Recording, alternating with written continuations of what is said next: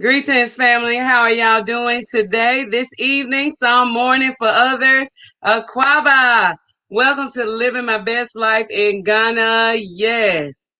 Woo, what a full day of activity. And I promise you, I apologize for my tardiness, but yeah, I have been wrapped up and trying to get a lot of things done before I exit the building. My brother, hope y'all doing y'all best African self today.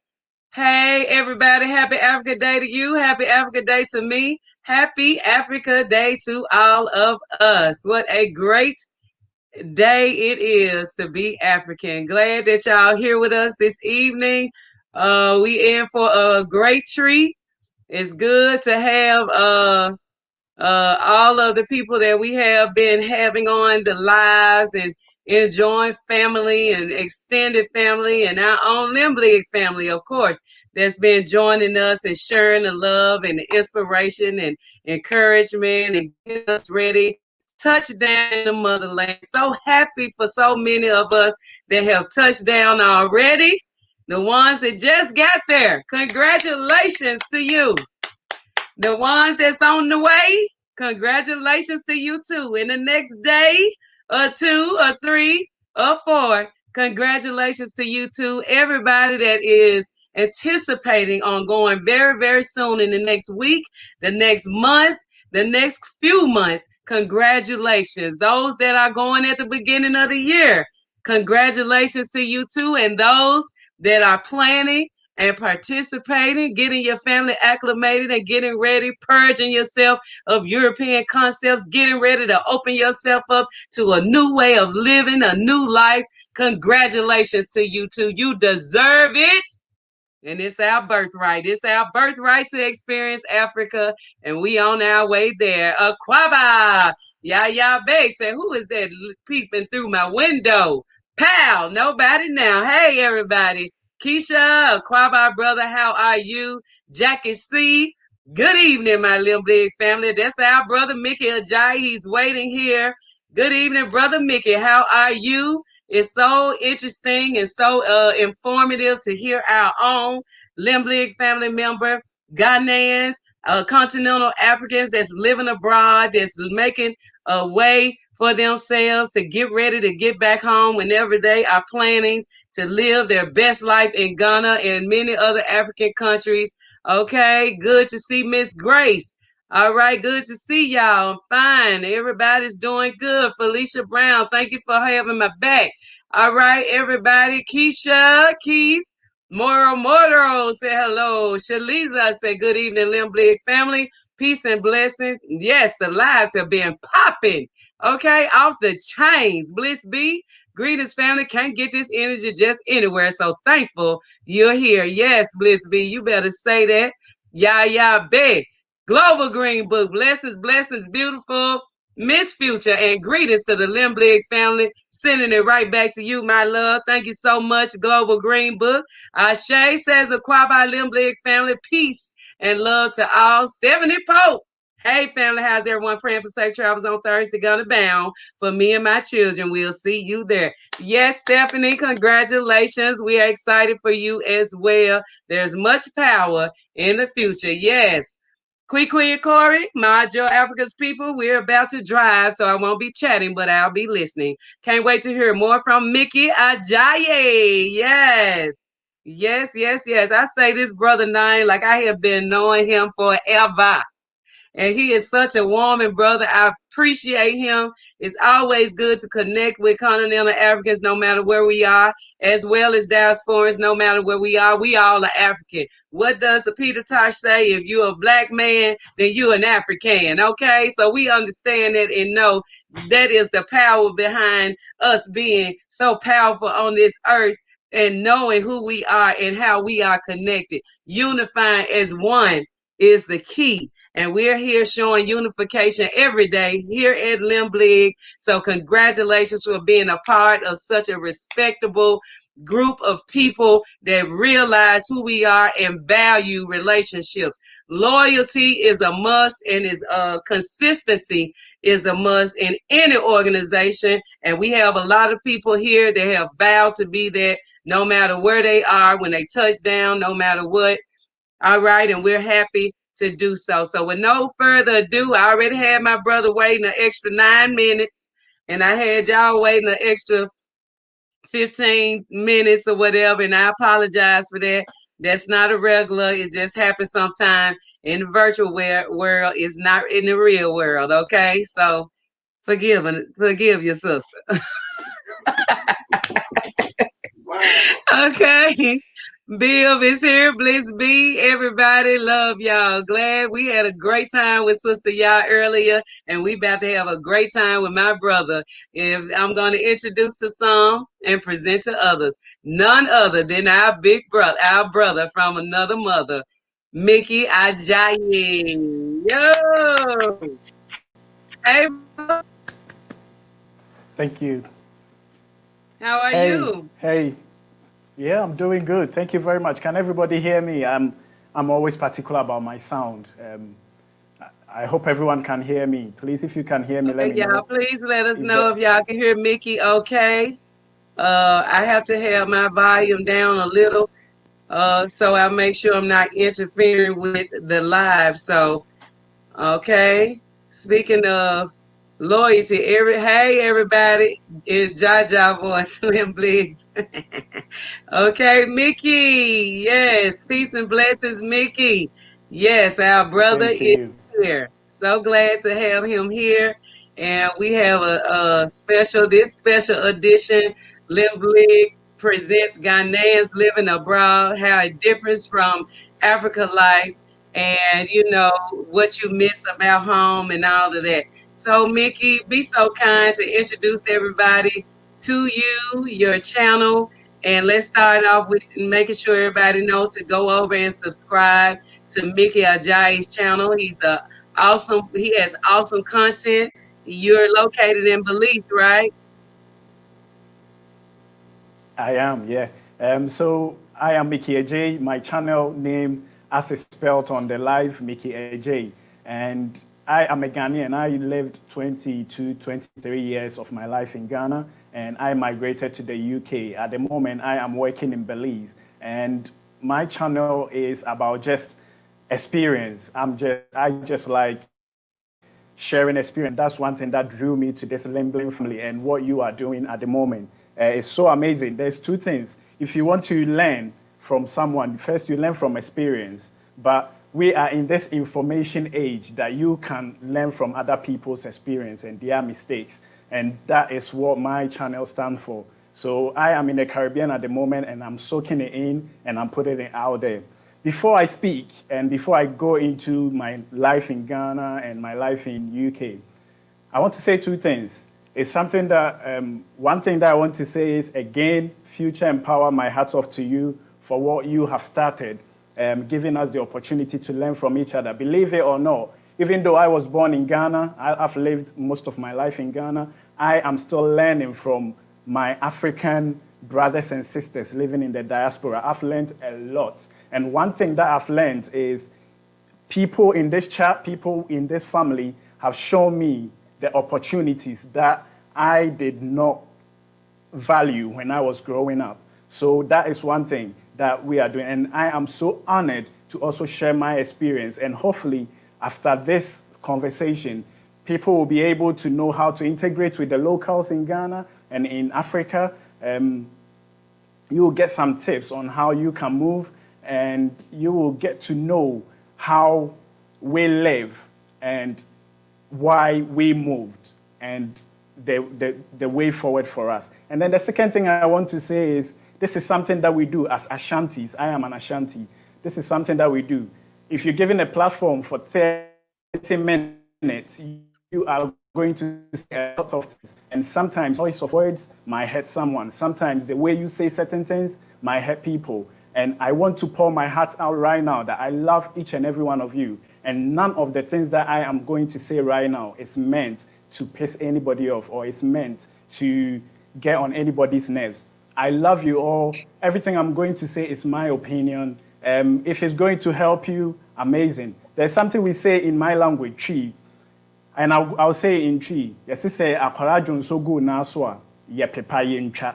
If you have a kid, right, and the kid defecate on your legs, you don't cut it off, you wipe it off. So if I say anything that offends anyone, please just wipe it off and let's start on a clean slate. So I am happy and honored to be here.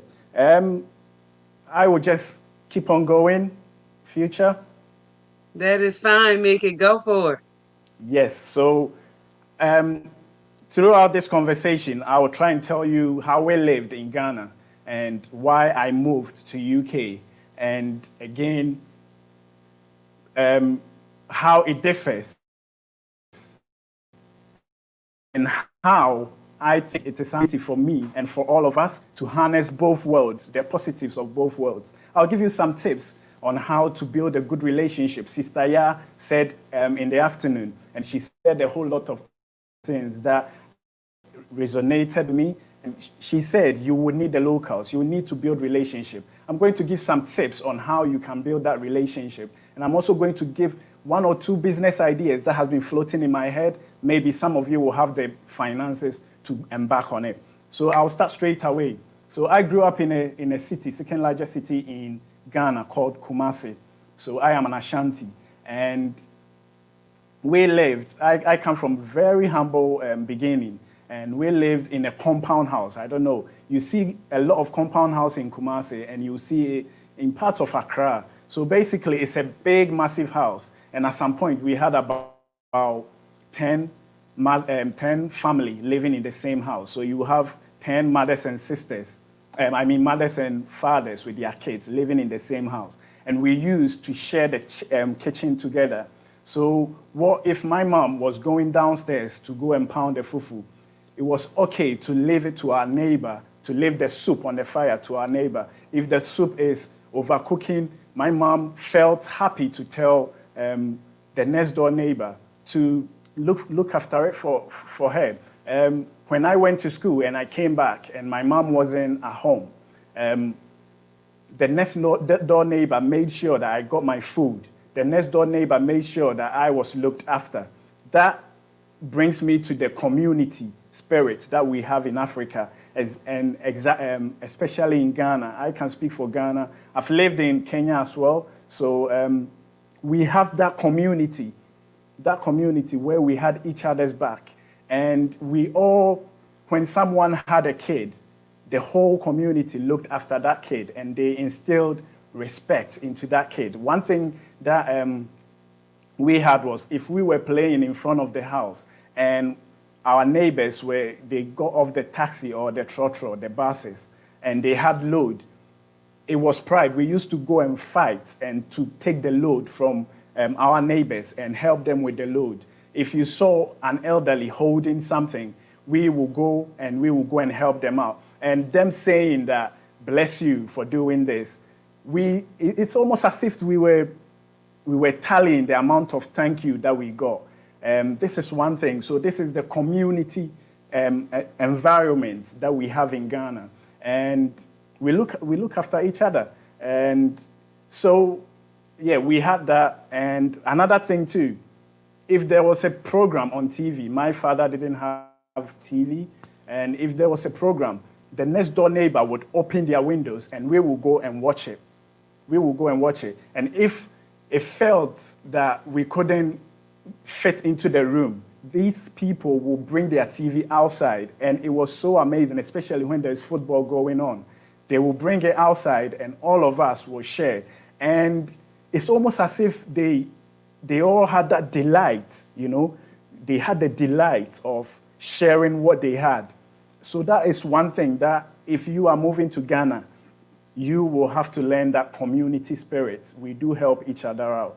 And Hey, I want to piggyback on what you just said because we've been living in Ghana for a long time, and you made some great memories come back to my mind when you was talking about how people used to take the TV set and sit it outside, and everybody would watch soccer, and everybody would I mean, the soccer game. Hey, the soccer is Very big. huge in Ghana. Okay, and the Black Ghana Stars. Stars, the Black Star. Black Stars are like the cream of the crop of Ghana, like for real. So we used to be when we first got to Ghana, and TV flat screens was not in then. It was the big Tube TVs, TV. tube TVs, and people used to sit them outside, and you would have like a whole community of people just standing around watching a game and eating or whatever. But most of everybody Shot bars. was standing around with their arms folded, watching the game, looking for the Ghana Black Stars to win and whoever was playing or whatever was playing at night. It was so big, and it was such a community. It was like how we were back in the day. Now, Mickey, we used to be back in the 70s and the 80s. We used to all be outside all the time when we were growing up. So we experienced the same thing that you just explained, but we just in a different place because Africa is inside of us. So we were doing some of the same things. It just kind of looked different. But we always would be outside together. But when the street light came on, we knew it was time for us to go in the house. So you better head home, or somebody gonna be calling your whole name, which probably is your mama. In trouble. And you gonna be in trouble because we supposed to be in the house when the street lights come on. So it's very similar, but I didn't see that kind of restriction in Ghana for the children in the evening. It's like free flow every day, all day. And if the children have school the next day, they were normally already in getting some sleep. When the sun go down, children go to bed. Yep. And yeah, with football as well, football brings us so much together. We were talking about how when England is playing football, that if you didn't get to watch the football, right, you could tell the scores every time. You could tell it from the euphoria that comes when the ball goes into the net. And you don't get that. That's one thing I yeah. So you could get that. And the music, if we were able, it's not happened in a long time because we've not won anything in a long time. But if we happen to win anything, the party went on with the brass band on the streets. And I live close to Kumasi Sports Stadium, so football is in me. Like we go and play, we go and watch, we go and sell water, and we used to look after people. You know, when they come and park their cars, we will look after it. We'll tell you, we will look after your car. As soon as you go into the stadium, we are away going to watch it. As soon as you come back, I was looking after your car. And we used to make money. We used to make money like that. So that is one thing. And then we started growing up, and we started watching TV, and the media started getting into our heads. We started watching MTV Crib, and they start showing you all these big houses, and you think all these good things. The weather, that's another thing. How warm it was, the beaches and stuff like that. You start closing your mind away from it, and you start looking at the material things.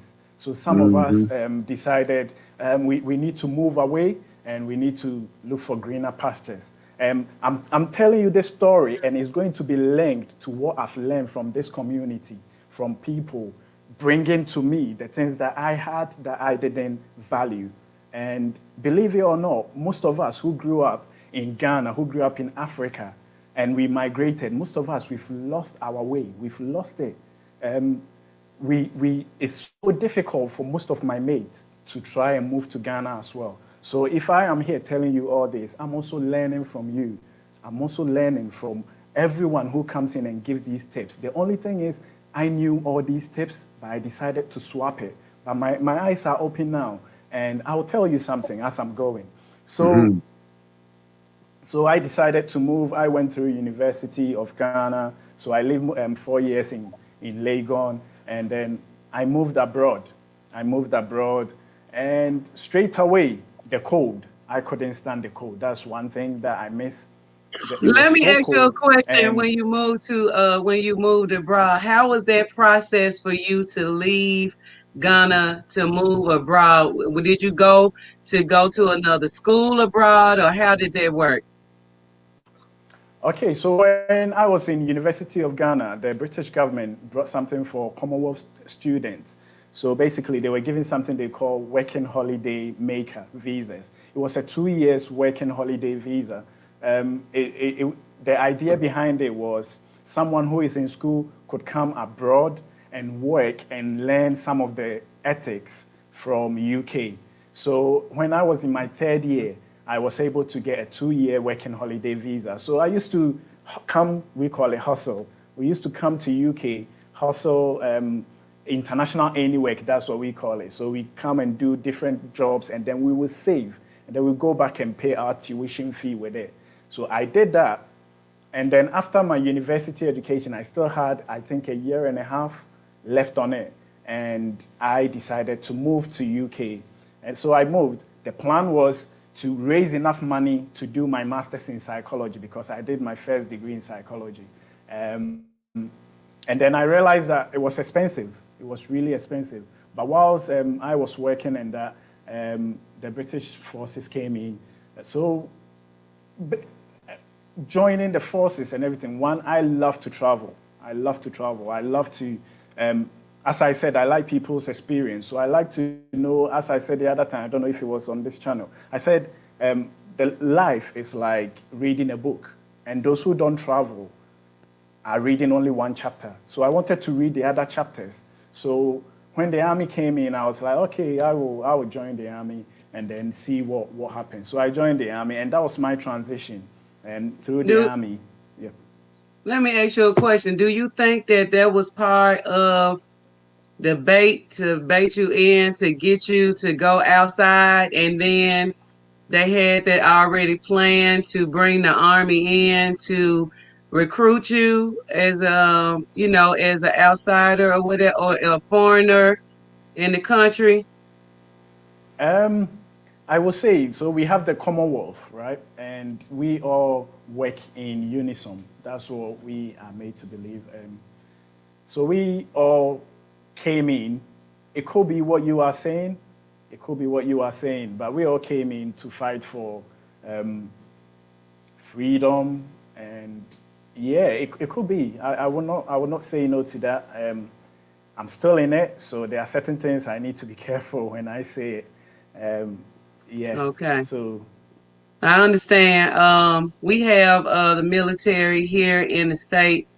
A lot of people, when you get out of high school, they come, the recruiters start when you in high school. ROTC. And ROTC, which is a subsidiary of the military, getting you ready for the military. And then when you get ready to graduate, those recruiters come in and try to get you to, tell you that they'll give you free college.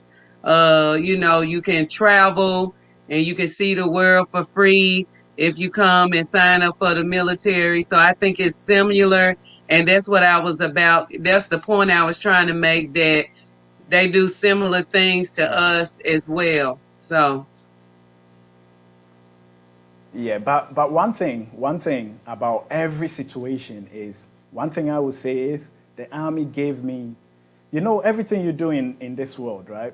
You can give someone Facebook or you can give someone YouTube, and it can be a poison to them or it can be a great asset to them. It's how you think. It's how you think about things.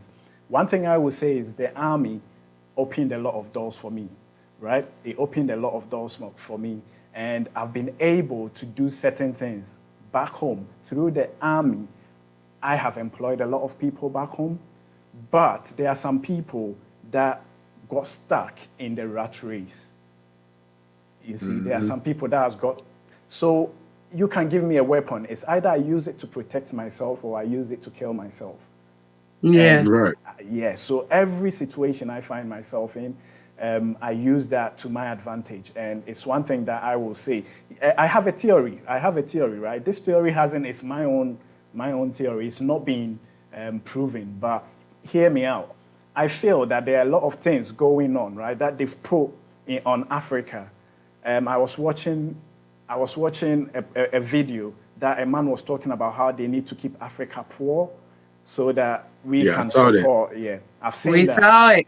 Yes. So without saying it, we all know that institutions have put certain things in place to keep us in a certain level of, economic weakness.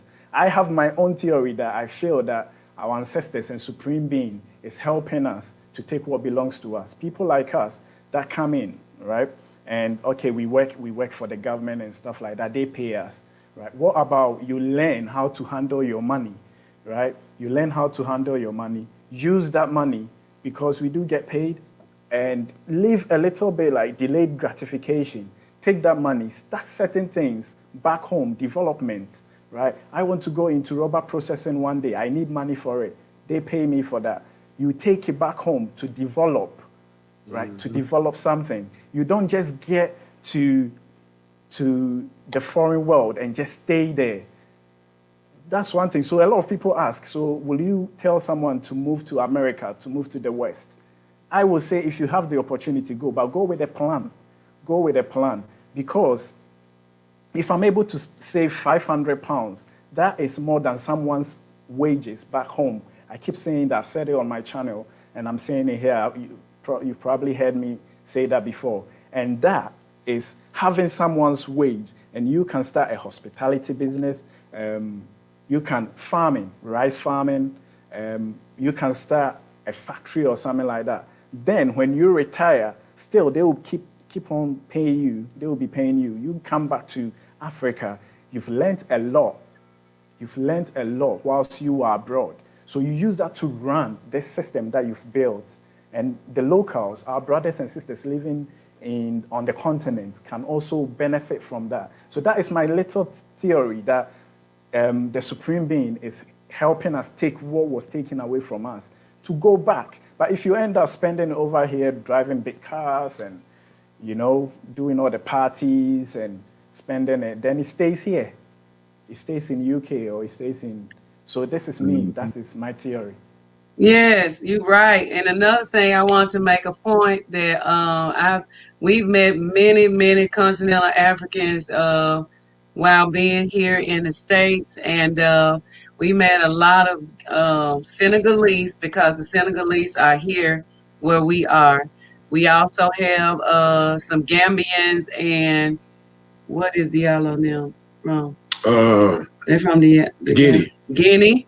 Okay, we got some Guineans here, Gambians, and Ghanaians seem to be in Atlanta, but a lot of Ghanaians go to the cold part of the U.S. New York, They end up in New York, DC, Maryland, D.C., Virginia area, and so on. But my point is, I want to ask, and I don't know if you know, but I've done a comparison from all of our friends and close continental Africans that we have here in the States.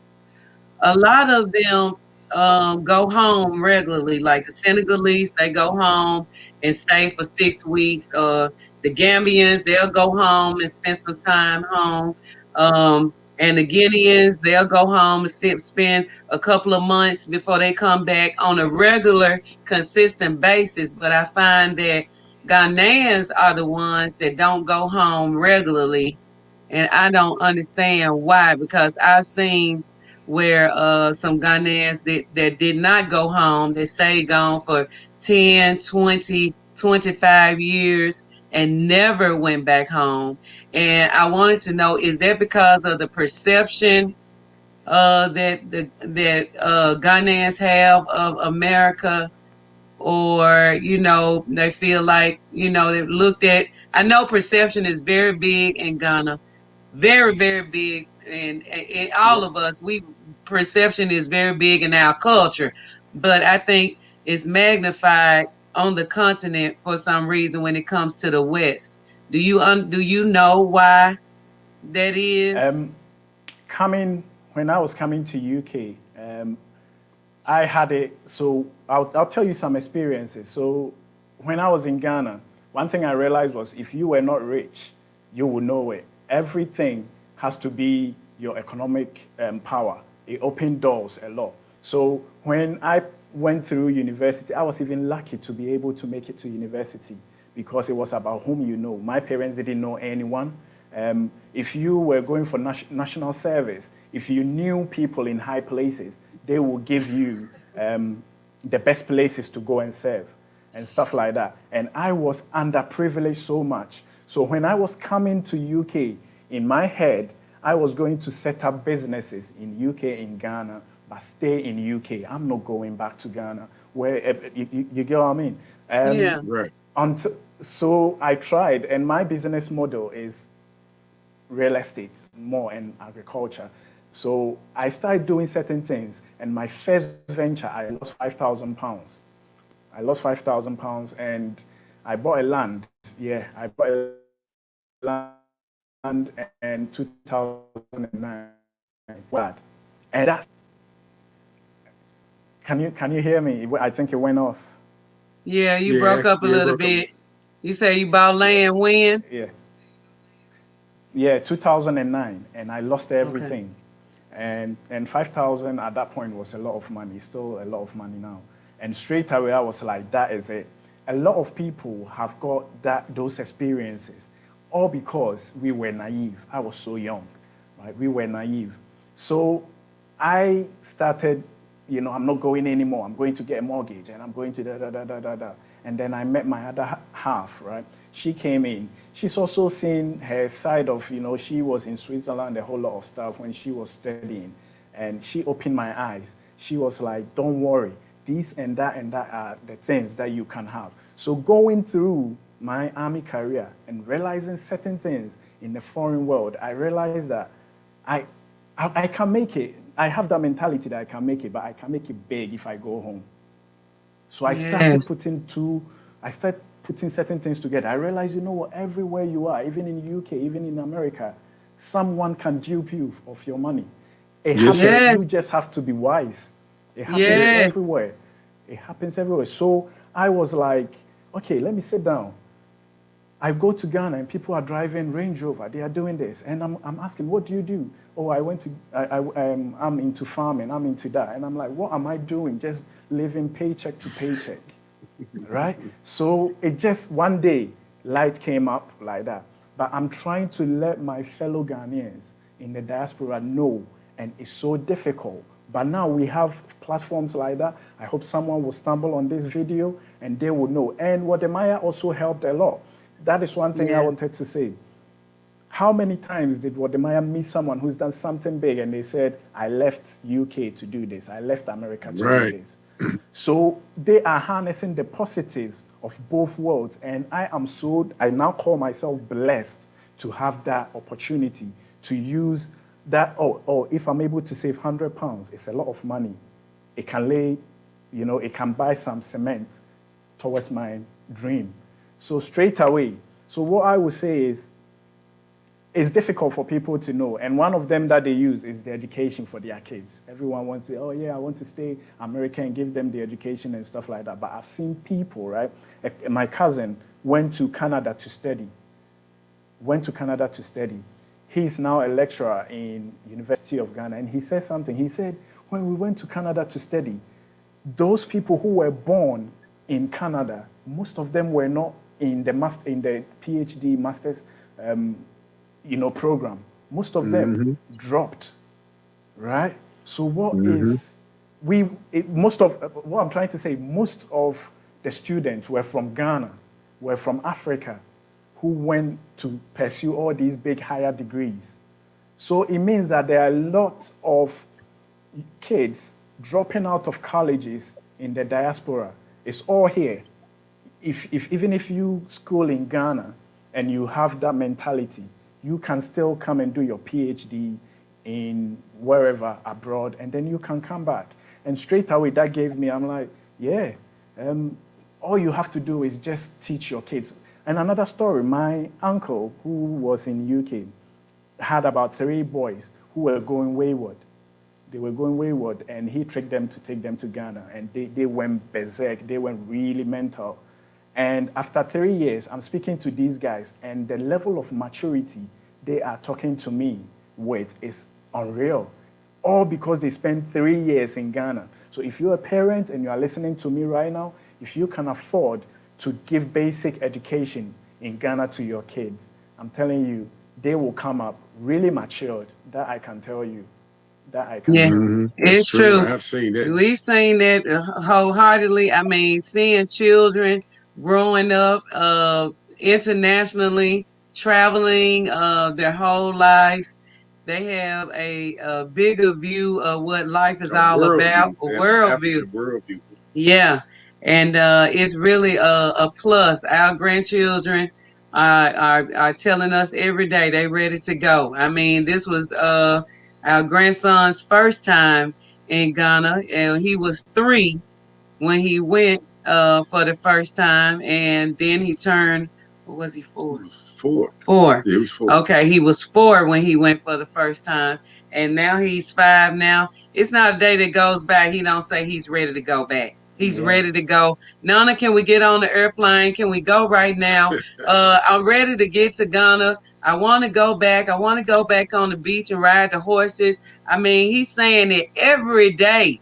And it's like, can we go? How long we gonna stay? Can we stay longer this time? I mean, he knows the sense of time, everything since he's been. So it really is a plus. It's Yeah. no way you can go wrong with exposing your children to the birthright, which is our ancestors walking back in the footsteps, that they left for us. And it's just coming back full circle. And I think we are joining together, collaborating, and unifying with one another, continental Africans and diasporan Africans abroad coming together and building relationships.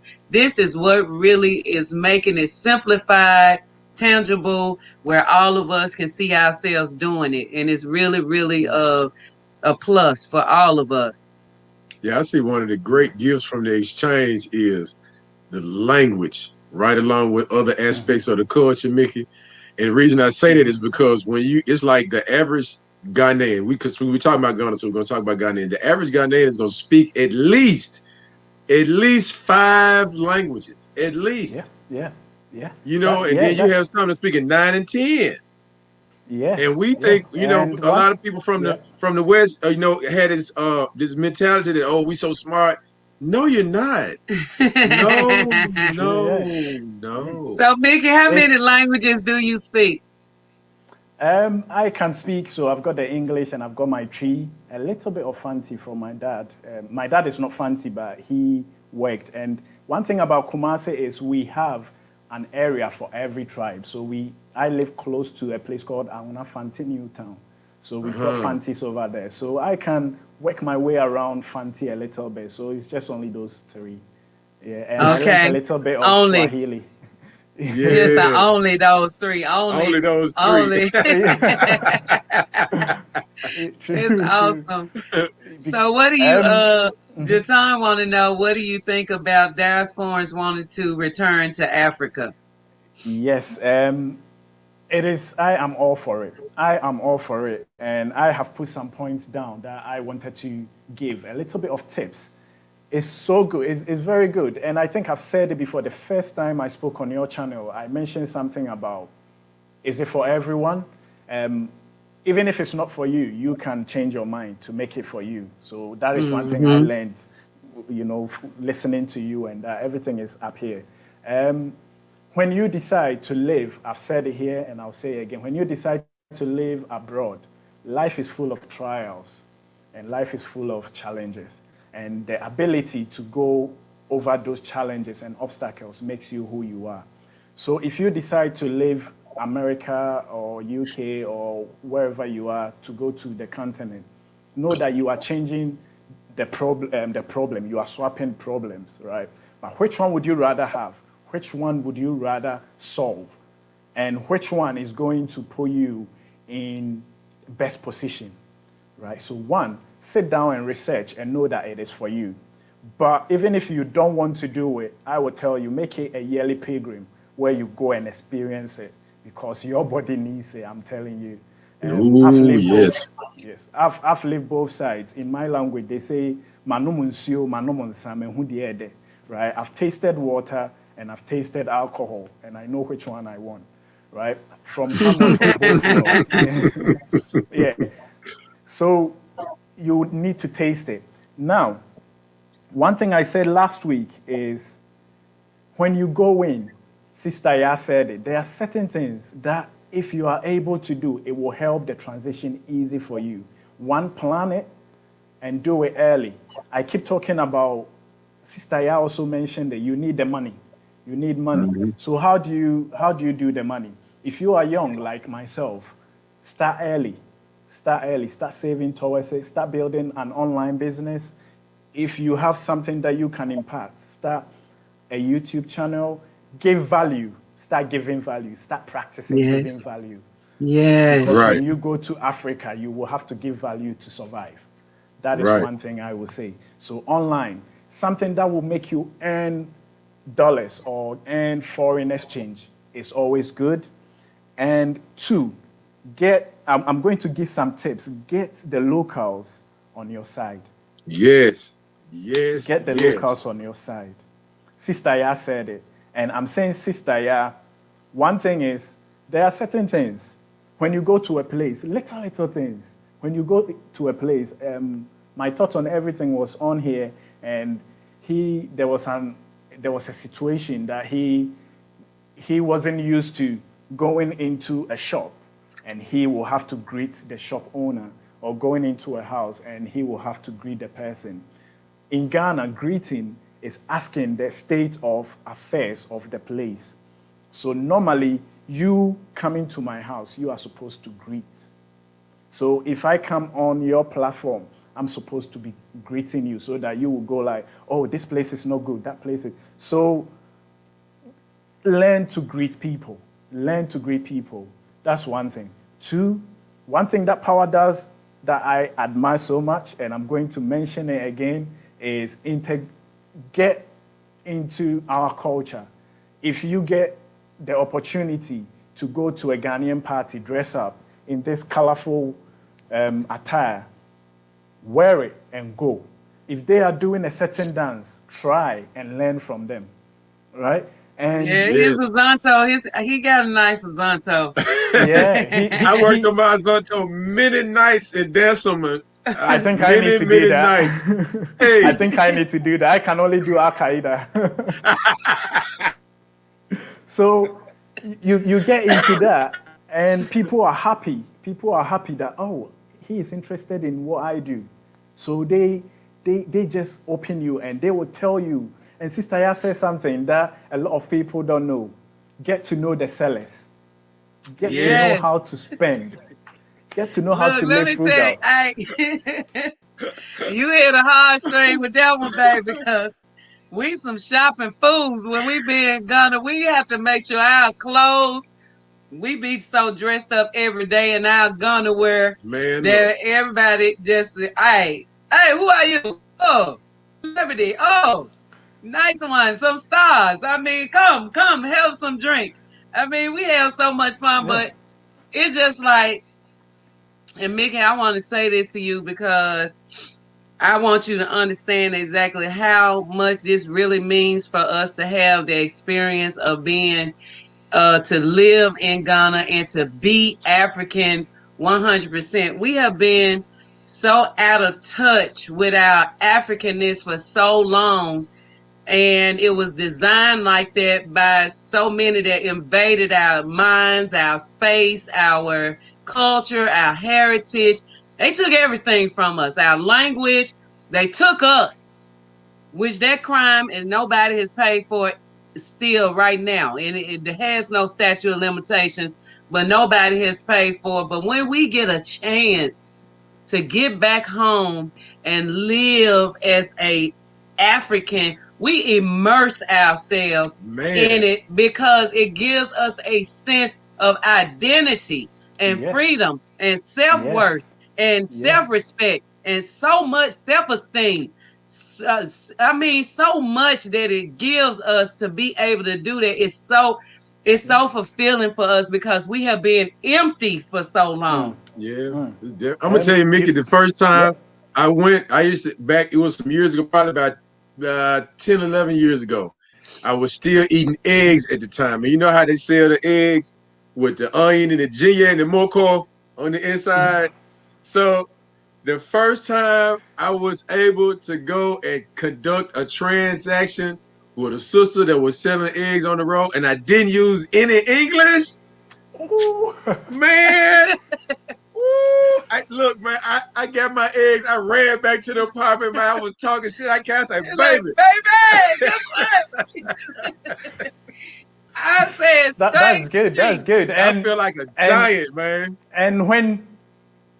And when you are able to do that, right, you can get a bargain from that. You can get bargain because when I go to Kenya, when I was in Kenya, I would try and transact in Swahili, right? And even if I let them know that I was a Ghanaian, I would just go like, oh, I love the way you do this. I'll do this. And I've got taxi drivers giving me their taxi to use it and bring it after for lesser than most of my, European friends were paying. Yes. So they were like, you are a brother, man. You're a brother. You can go. So they would just give me their taxi and I'll go around and they'll come back. That is integration for you. Man, over here, what? yeah. Look, and Gina BKK said, God, people said, yeah, go to. Gina BKK said, no future, maybe those who. I'm sorry. It's a delay, a little delay, but I was just trying to read the comment. No future, maybe those who are in the U.S. are not going, but we, those in Europe, go twice a year or once a year every year. I think that's because y'all so close. Yeah, it's a quicker trip. It's a quicker trip, and it's not as expensive for the people that live in America, but America is so expensive to live, you know what I'm saying? And that amount of money to be able to do that is very challenging. I see that that's why for many Ghanaians or whatever, I mean, I don't understand it, but I was hoping that I get some light shined on that but Gina, I do realize you are much closer than those that are traveling from the U.S. or further. But I'm glad to hear that y'all are going at least twice a year or once a year every year. Hell yeah. I really am. Very true. I mean, the goal is getting accomplished. Yeah, because we don't want you to stay away that long. We know how important it is for family to be able to be with family no matter what African we are and which one we are. We know that family is very important. And we've actually been very close to a family of people that their mother left for the States and stayed gone many, many, many, many, many years. And when she came back, her children were grown. And it was so hurtful to see them going through when she came back. And, sometimes people think that you can just send some material things and some money and they'll be fine. But your children miss you so much. And I saw a family go through that we are very, very close to, that experienced that. And it was so sad to witness that.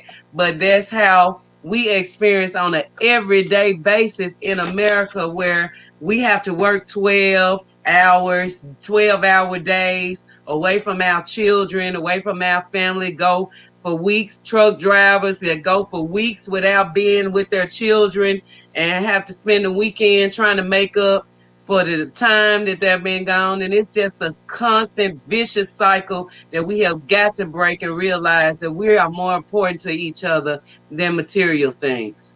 Yeah, it's very true what he or she said. I go once every year until this year, that again because of the corona and stuff. But I also want to give some tips on how you can get the locals on your side. Instead of ordering people about, this is just a suggestion. We normally ask questions. So if I want to get Future to bring me on her channel, on their channel, I would say, is it possible that you can bring me on the channel, instead of saying, bring me on the channel. Oh, you bring me on the channel. No. Is it okay if you can do this for me? So that is one way. Yep. And a lot, when you travel abroad, people see that as weakness, especially in my line of job. they would think that you are weak, you give orders, you don't ask people to do stuff. But that is how we do things. So it's so easy for you to move from the West and go and start ordering people about. They are not going to say in your face, but they might leave people to mess your stuff up. That's one thing. Yeah. So that's one thing. And another thing is saying please. We say please. Like there are some Yes. tribes. Yes. There are Yeah. some tribes. If you ask them how are you doing, they will even say please, I am fine. So the Yeah. Equiapian people. We hear that all And the time. even if they are insulting you, they will say me paucho say we are sorry. Yeah, me For me paucho. saying I can't say that in English. Yeah, they will, even when they are insulting you, they will say please. It's part of our culture. So that's one thing that you can do as well. One time, Future Empower did something when you were greeting each other and you did that. That also goes a long way as well. When you are greeting Yeah. Yeah. an old person and you do that, you hold them, it's like an extra respect for you. So we do that one Yes. as well. And Sister Ya, yeah, Sister Ya, the name Sister Ya. So it's because we are all westernized. That's why I'm even able. And it looks like Power. I don't know, is Power your nickname?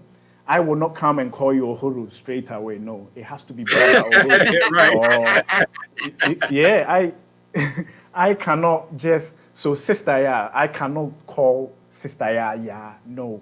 So one thing that we do is we call everyone Bossu. I don't know if you've realized that Yeah, Bossu. boss. Yeah, This so is a boss. wonderful. Oh, so bossu, bossu. So bossu is like the borderline of formal and informal, but still respectful. So it's Awesome. boss. Yeah, so we say bossu, bossu. Can I do this for you, bossu? You realize that we do that. It shows respect. You So Now know you one know of what? we look. Let We me, got to stop you right there. We got to you stop just you school right. both You of us just, right I there, promise you, right now. as long as we have been living in Ghana, nobody has ever Ever told told us us that? that. And we really, have heard so much, but we thought that people were saying boss, boss, boss, yeah, like yeah, Overseer an or, overseer, a like master, a big, yeah, like yeah, a, something the like that. head And manager we or don't something. like that. Yeah, I'm like, yeah. Cause You I'm didn't like, like it. oh, I don't want to be No, boss I'm not now. no I'm boss. not. I'm a regular no, no, local no. person. Consider me Oh my regular God, people. man. I like to be with the family, regular. I'm like that. I don't want to Yeah, be a boss Mickey, suit. see, that's what I'm Man, talking about. When I you love it. learn yeah. stuff, it Yeah, it's it's so bossu. funny So it's because it's bossu. It's like in the middle. So it's in the middle, not too formal. You are not like the boss that I'm, but you are like my bossu. It's like my boss, but on the middle. so let me ask you man. another question since you said that uh if somebody say these are my people, what does these are my people mean to you if somebody said these are my people? So if you came to Belize and you wanted something done, and I'm trying to give you a bargain, and I know the seller, I can tell the seller that, man, these are my people, like Okay. they are my mates. So please deal with them in a good way. It's not like these are my people, as in bow to me, you are my people. No, it's like me and these people are like that. So they are my people. Okay. So family, Okay. we can say family as well, like that.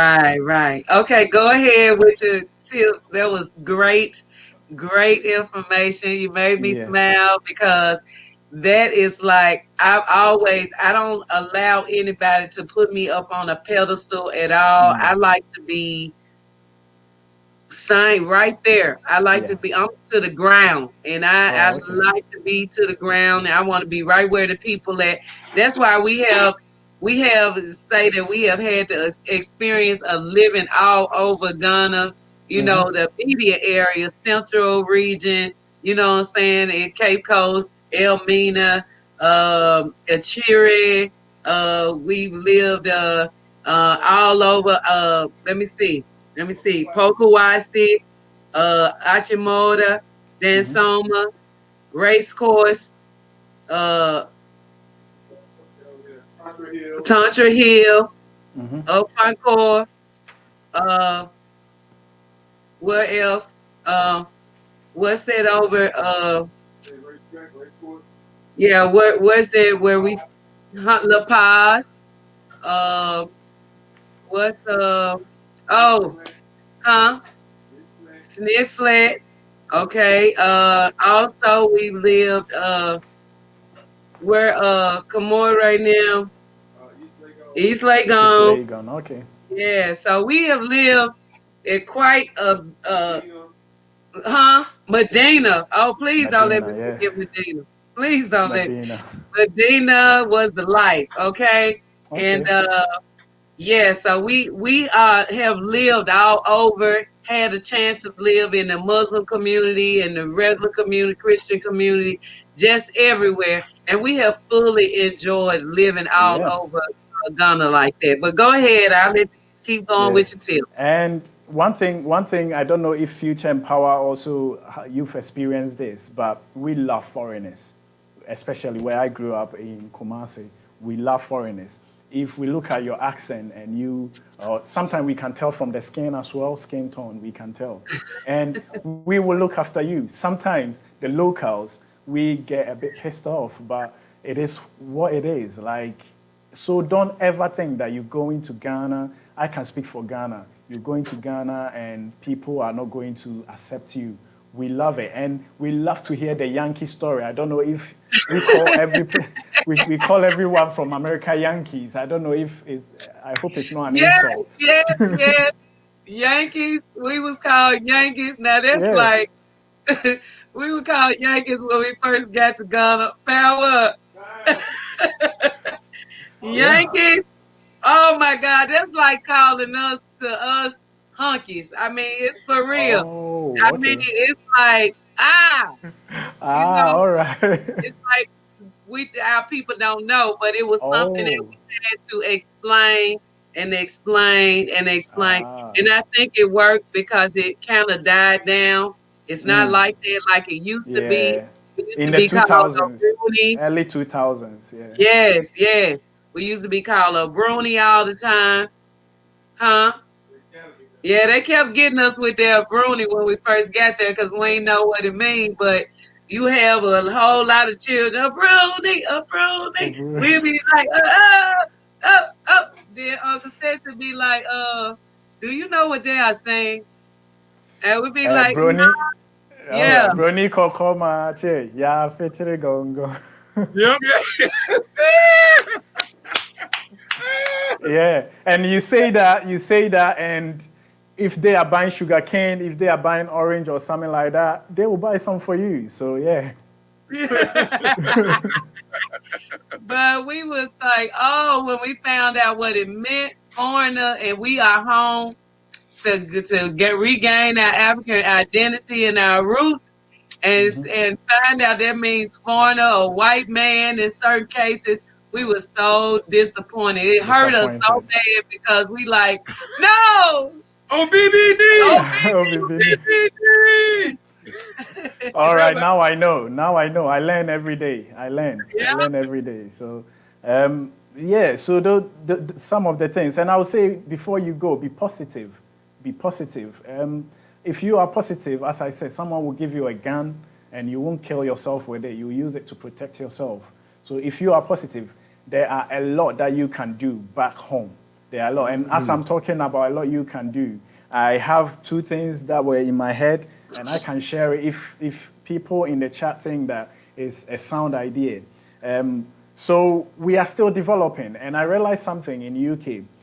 One thing I do now is I look at UK, I look at America, what we have, and then I will try and mirror that system.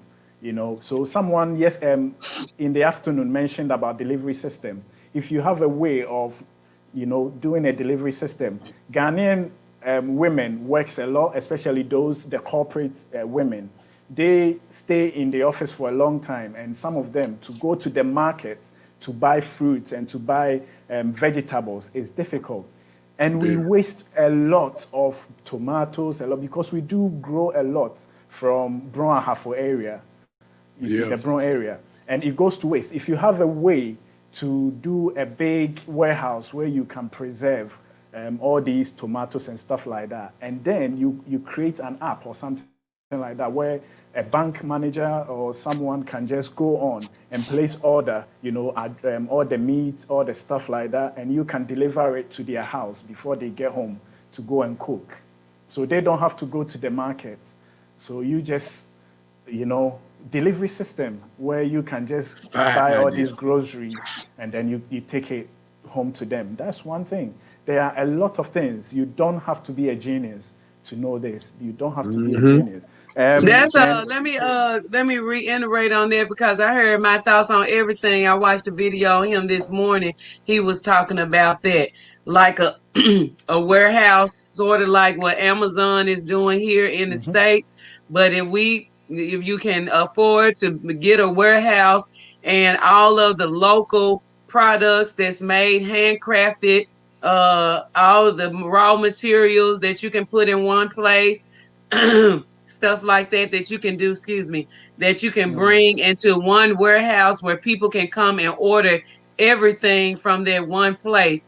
That would be a nice manufacturing business. And that's one thing that we should really take understanding to. See, we as people from the US, we're not used to raw materials. We're not used to having access to everything in the raw where you can build from scratch Right. and create a product, package it up, and sell it on the market as a fab product. That's what our minds are evolving to right now. That's what In we contact with the continent. exactly. Yeah. That's what we are coming to because we have the skills, we have the wherewithal, we have the know-how. A lot of us are making products by hand, making things, you know what I'm saying? But we have to get our initial startup products from outsiders and from 2520s and other people. We are not used to having things in the raw.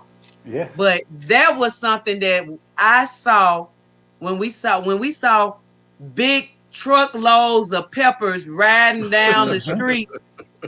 When you see coming from Akathombo.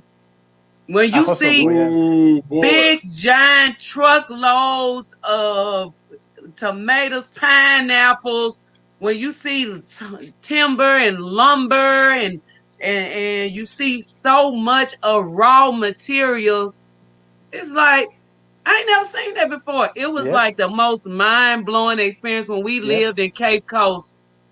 We saw so much raw material ride past our house.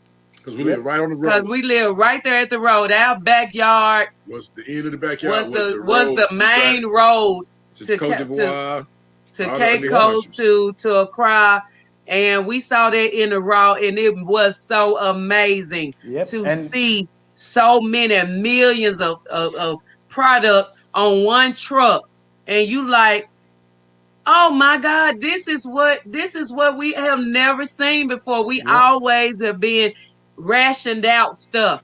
That's why it's so expensive for us because we used to people rationing things out to us to build us business. We're not used to having it at your disposal in its rawness to build a material, to build a manufacturer. We got to think big in manufacturing, not just starting small business. Because if we don't, then other people that's already invading and that's there, like Palace, they're going to come in and bring their stuff from the outside, and we're going to spend double, triple, quadruple than what we should be paying when they taking the raw material from Africa. They sending it to Italy. They sending it to this place. And they send it to that place. Put some plastic on it and put a name on it and put a barcode and send it right back to us and charge us 3-4 times the amount of money. Yes. So with my theory, the theory that I was saying,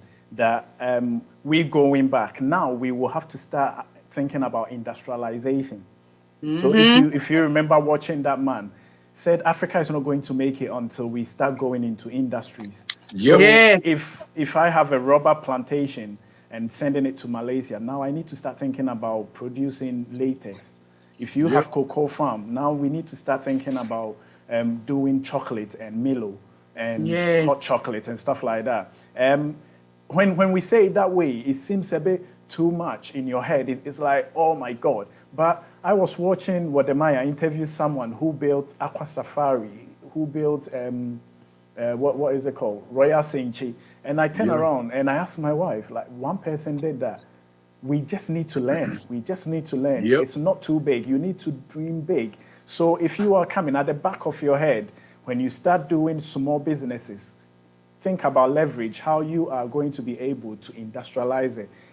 The raw materials that you're saying, we have it in tons, but it comes back. yes. It goes away and then it comes back, polished a little bit. All we need to do is to start industrialization. And that was one thing that I'm going to say Waterman. I can't remember his name on your channel.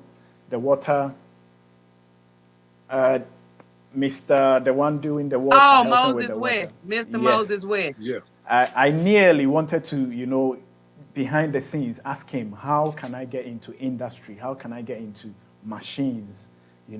Because this is where we need to start looking into. Everyone is selling. We're selling all these products being imported. We now need to cook it ourselves, package it ourselves, sell it so much that we have enough. We've eaten too much. Now you can have the rest. How can Belgium and Switzerland have the best chocolates? Yes. How? How? And they get it all from Ghana. All that Ghanaian cocoa. 75% of chocolate is from Ghana. And that people eat from Nestle, from all of them. 75% of the world's chocolate come right out of Ghana. So Nestle got a company there. Yeah. Now, for people that don't know, we got to understand what we're dealing with. It's nothing for us to go home and create a chocolate candy company. The sister, did you see the one Wadi Maya interview that started her own chocolate company right in her house? Yep. Prime example. And it starts like that and it grows. Because when you start knowing the nitty-gritty of managing small things, it just blow up. And we just have to dream. We just have to dream. And as I always say, we need to start early.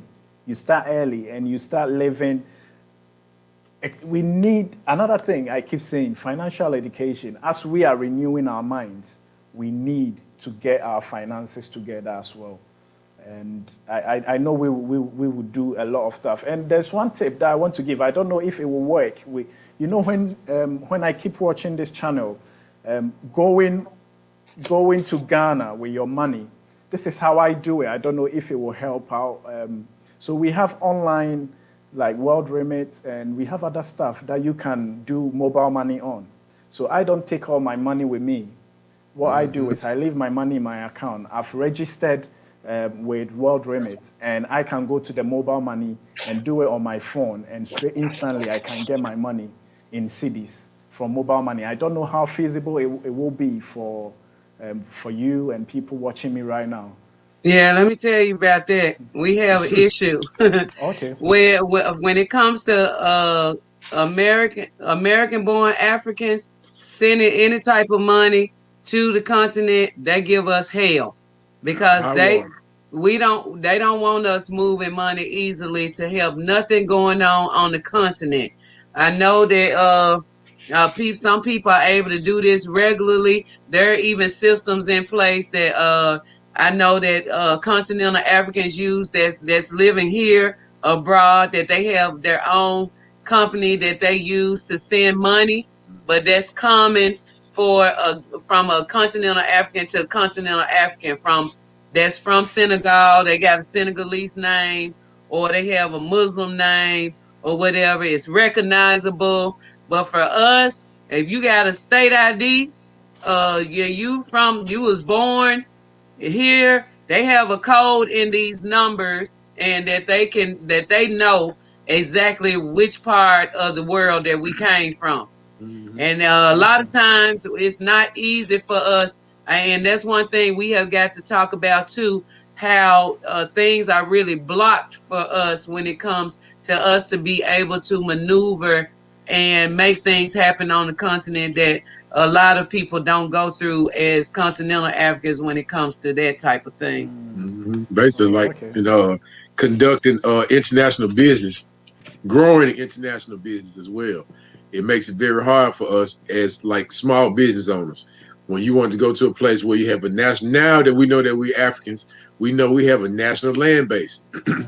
And what perfect example what I mean by national land base, how we could pick up any product in the West and it got made in China on the bottom of it, made in China on the bottom of it. That's possible because China has a national land base. They can refer back to all of their reverse engineering, this little term they use now. They reverse engineers to basically copy your product and ship it to you here in the United States. And you can sell it for dirt cheap. You can undercut all the people here. That's the model. That's the model that people are using. But when you have everything in abundance, you don't have to reverse engineer a thing. You got all the genius right there. Use it and apply it. So that's what we at now, man. I feel real excited about it because, I mean, this conversation, say 60 years ago, they didn't think we was going to have this conversation. They didn't think people, brothers on the continent and us here was going to have this conversation. Regular people? No. All right. Yeah. The genie is out of the bottle. Yeah. So giving some tips again, if you are lucky again and you are moving to the continent and you are building a house, I think I've said this here before. I say a lot. These are some of my values. These are some of my tips that I am using to go to Ghana, and I want to share it. If you think it's a laudable idea, I think you can adopt it and tweak it to make it work for you.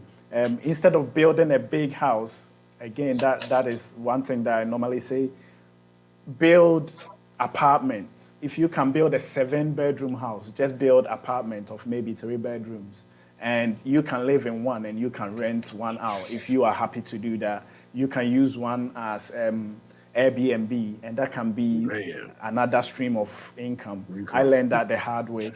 Let me add to that, because you are so right. One thing that I love about Ghana building the culture is that people build houses, and they build houses behind houses, and they have what they call boys' quarters on the house, where there's normally a place where you rent out for the person that is doing the work at your home, that they have a place to stay around the clock where they can work, you know what I'm saying, on the property. But that was something, the houses, the size of the rooms, the amount of space, I mean, all of that was just great to feel, because we work with small spaces in the house that we spend thousands upon thousands of dollars to, you know, that keeps this, stimulates this economy, and nobody ever thank you or says anything. It's like rape, you know what I'm saying? Nobody ever says anything. Nobody ever says anything. It's just constantly raking and separating you from your money, and without saying thank you. No, it ain't no thank you and please and thank you culture going on here. It's like, if you pay me. Yes, if you pay me, you know, and go on and to the next person. And so that is something that we have to take notice to. Those compounds. Yes, Miss Minnesota, the Pop One says compounds. Them compounds. I love it. I love it. I love that life. I love that life. I thought a home with a garage was good, but compounds has spoiled me. Okay, to have a concrete compound around your house with a nice fence. That some of them are electric, others are just so big, and you push them and they just open up on their own. I love that. That is like so secure. And unfortunately, from the violence that we come from, we looking for security is a must, you know, for us, until we have a chance to get acclimated. Debriefed. I think that's what the military say. We have to be debriefed when we get to Africa. We have to sit down and understand that nobody's going to kick your door in. You know, the police not going to shoot you at the traffic stop. We had to be like, we have to come all the way down. I don't know what type of experience are you having in Belize when it comes to the difference in the culture of Ghana being so free. And I know you're in the military, so I know that's a whole nother, that's a whole nother level right there on its own. But what are you experiencing and what are you missing from home? Being in Belize, it's another home for me. So if people who knows me since my time in the forces, I'm always in a, in a developing country. I'm always opting to go to places like that because I feel home. And what I do is I break away from the military bubble. They allow you to do that, but people don't do it. People get so comfortable in the military bubble, so they drink with the same people, they work with the same people, and Right. they do. And if I go to Kenya, when I came to Belize, straight away, okay, they will brief you. This is how you buy stuff. This is where we buy stuff. If you buy over here, you get some bags. You do that, and then I say, okay, now what are the locals saying? How do I get the best tomatoes? How do I get the best vegetables? And then someone will tell you, when you wake up early in the morning on Saturday and you go to this market, the farmers bring you fresh, fresh, and then they give it to you. So that is one thing. Straight away, I am with the locals. And I realized that Patrick Lumumba in Kenya, when I spoke to him, he said something about the Caribbeans. All of us seems to think that Caribbeans should leave Caribbean and come to Africa. If they don't want to do that, we have Africa annexed over here. This is an extension of Africa. It sure is. I have made a video about the Garifunis, and I am looking into their food and stuff like that. And I see Ashanti in it, and I see West Africa in it. They are our brothers and sisters. So to be honest, being here for the last 3 years has been one of my best time in my job because I am at home. Right. I am at home. But if I was in UK, things that I will miss, fresh food. Fresh Yes. food. It's so expensive. And sometimes I have to drive 2 hours to go to an African shop to go and buy fresh Ghanaian food. And is it fresh? It's been, imported and stuff like that. That is one thing. And the cold. One thing I'm not missing in UK is how I can wear my African prints in Belize and the sun, Yes. I am in quarantine right now. I take the kids out to the sun. It heals us. When I get injured in the army and you go to the hospital and then the physiotherapist will say, oh, do this, do that, do that, do that, do that. He says that, and then I go back and I tell my bosses, I want a holiday in Ghana. And then I go to Ghana for 4 weeks, and my bones will be healed, believe it or not. Yeah. That humidity heals your bones. Yes. And I thought it was my self-theory until I discovered the internet, and a lot of people are saying it. So it's true. So in the Caribbean, to be honest, I'm not missing a lot. And every time I go somewhere and I know that I'm allowed to mingle with the social people, I am with them. And sometimes they have the banter, my friends will have a banter saying, oh, so you found new friends, have you? And stuff like that. But this is how I survive. So that's how I do it. So I'm not missing a lot. And another thing is, I feel that I will be greater if I go to Ghana. That's one thing I'm missing. And that will happen one day. And it is going to happen. 6 years, you will hear on my channel what is going down. And I'll be saying a lot of stuff. But I think as we decide to wrap up, I wanted to use the Edinkra symbols. I've chosen 3 to send a message to my brothers and sisters watching us right now. I don't know if I'm allowed to share my screen. No, you're not. I would have to share it if you had something you wanted to share. So I have that one. I don't know if it will be easy. Oh, yeah, you there. Go ahead. Tell me. So this is Sankofa. It's been modified a little bit and put Africa into it. So this is Sankofa, and Sankofa means going back to your roots, going back to learn from your old ways. So this is where the stage we are at. So this is Sankofa. We should go back to our roots, right? And then the next one is, so we call this Funtunefu Denchem Funefu. That is weird. Funefu. So Funfunefu Denchem Funefu. So basically it is the Siamese crocodiles. And what they do is they all have their own ways of doing things. They will all eat, but it ends up in one stomach. As I'm talking to you right now, as I'm talking to you right now, as an African who is finding my way back, who lived in Africa, talking to my newly found family of Africans living in the diaspora, the way we will be doing things will be difficult, it will be different. You have ways of doing things, but let's think about the fact that it's going into the same stomach. So let's work in one unison and work together. And let's eat different food, but let's make sure that it's good for that stomach. So that is it. And then the final one, we all know this. Amen. It's only God who is going to help this, who is going to help you. Just have the plans and let's heal and everything will go really well. And finally, I'm going to close this and you can stop sharing it. And finally, as we are healing, we should heal with love, right? Two wrongs don't make right. If someone meets you with hatred, I'm not saying kiss their backside and stuff like that. Just keep on giving them love. That's one thing I like about my thoughts on everything.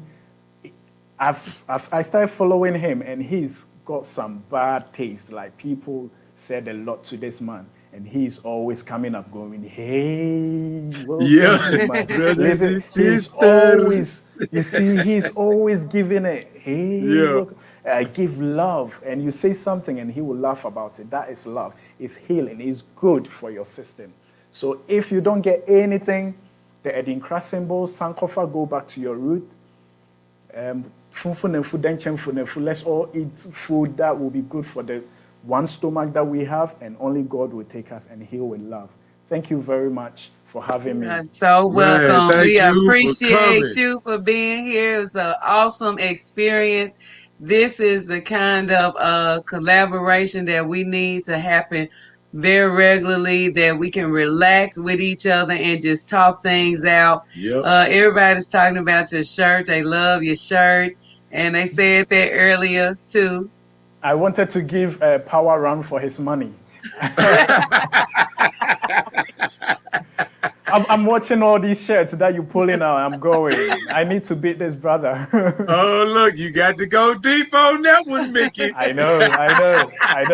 I even got that. We've been doing this for a little minute. But yeah, it's the culture, though. I have to say, to be able to heal the type of way that we've decided to be our own therapy, our own healing, our own, the best thing that we need for each other is ourselves. And to be able to collaborate with so many Ghanaian brothers and sisters and continental brothers and sisters from other places, this is what we need. If you are a continental brother or sister right now in the chat and you want to come on here and let's learn of each other and compare and grow with one another, feel free. Send us an email at livingourbestlife.in.Ghana@gmail.com. We are willing to come together in this way and love on each other and teach one another and build like we need to. This is so refreshing and therapeutic for us. Yes, Keisha said, Madasi, brother Mickey, you being here was so good for our souls. And True that. You are welcome. Akwaba, anytime. Okay, and we would look forward to bring you back. It's such an honor and a pleasure to have family now, because like I said, it was a time when we were just making our way. When we were making our way in Ghana, we did not have avenues like this. YouTube was not going down. We was just watching music videos that came out when we were living in Ghana. We wasn't down with YouTube like this. Okay, so for us to have another avenue until we get our own, to connect with each other, because we know that we can build these type of platforms of our own, and we have got to take it seriously. But we appreciate being able to seize the time that we're in and use these platforms to continue to build and progress as a people. And I think we are doing really, really good, and we have done so today. Make sure y'all go over to Mickey Ajayi's. Am I pronouncing your last name right, Ajayi? That is it. It's Agyei, yeah, Agyei. Agyei, okay. Agyei. Make sure y'all go to his channel. Subscribe right now. And if you have not subscribed, go ahead and subscribe. Watch his content. I do. I like it. I love it. Thank And you. when you get out of quarantine, I want to see you at that water again, because it looks like you have so much fun there. Okay. Yeah, they are Can you put going. your email on the screen again, Yes. sister? No problem. I will post it right now.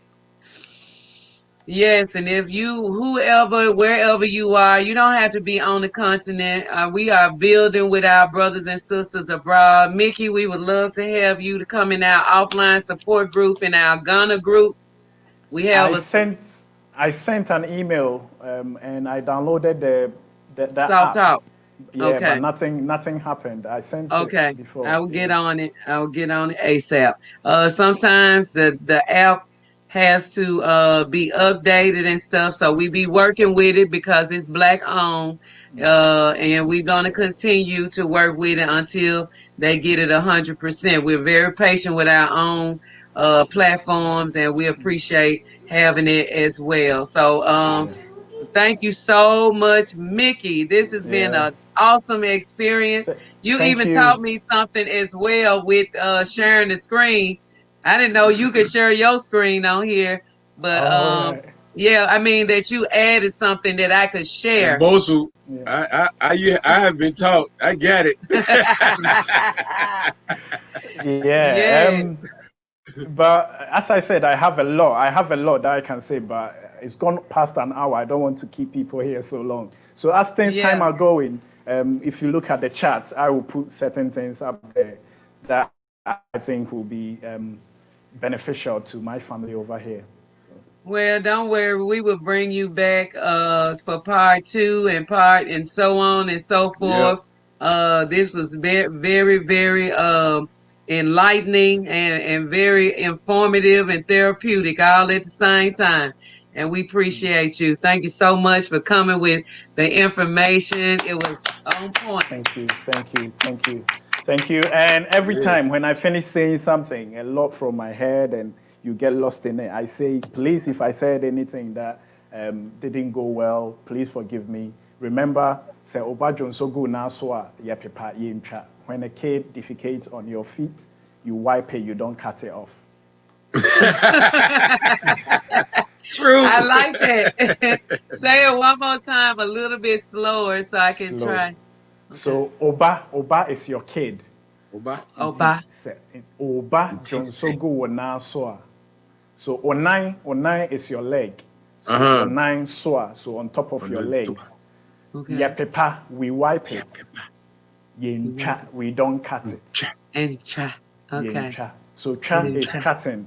So Oh, okay. Oba jonsogo wana soa. Yapepa yincha. Oh, awesome. I love that tree. I love tree. I love it. Thank you so much. We will appreciate you, y'all. It's been an awesome evening. Y'all make sure to go over to Mickey Ajayi's Agyei, channel. that's good. Yeah. Okay, Ajayi. I be trying to say it the whole. You know what? You say Ajayi. the right way. You say the right way, but you stretch it, so it's Agyei. So that's Okay, Agyei. Ajayi. Yeah, Agyei. All right. Yeah. Well, all right. We ain't gonna hold you. We see the babies like, hey, I want my daddy back. Oh. Thank you so much, Yeah. Mickey. Much love to you. All right, my brother. Peace. All right. Peace. Thank you. Thank you. Yo. Thank you very much. Yes, everybody. Thank y'all so much. Salute to brother Mickey Ajayi. It's a good brother right Great brother, and we appreciate him for everything. Thank you guys for everything you guys do. Thank you, Chiquita. there. No problem. Yes, I'm glad that we was able to spend this time together. Madasi Pie and Future for arranging this interview. You are always so timely and in flow. Love you both. Man, Thank you, appreciate it, Keisha and King. Yeah. Tell my brother so what's happening. Yes. All right, y'all have a great evening. We'll see y'all on Tomorrow, what is the 11th? We have something special lined up for you all week, getting ready for our streamathon. And if you are interested in being a part of our streamathon, you got to go on ahead and send us your email. Okay, send me an email at livingmybestlifeinghana@gmail.com.